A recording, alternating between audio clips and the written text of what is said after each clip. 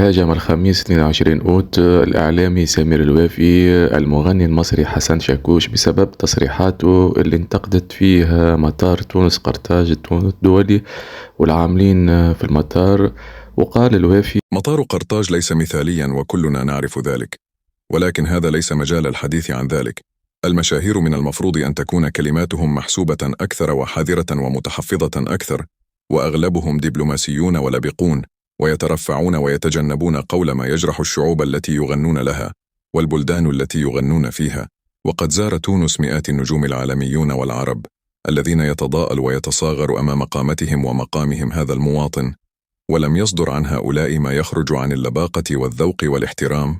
وقال زيادة: لكن هذا الشاكوش لا يعرف آداب الحديث والذوق في الكلام، وهو لا ينشز في الغناء فقط بل في الكلام أيضا.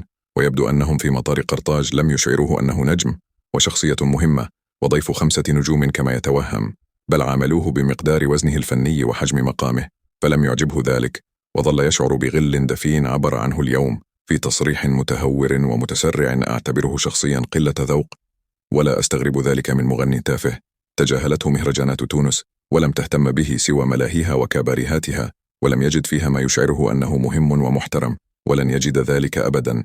ويكفي أن نعامله كضيف عادي من بلد شقيق يرتزق من بعض حفلات كباريهاتنا وأعراسنا، وربي يعين اللي يخدم على روحه ويرتزق من عرق جبينه أو حزامه. وكان الفنان المصري حسن شاكوش عبر عن غضبه من المعاملة اللي لقاها في مطار تونس قرطاج. وقال: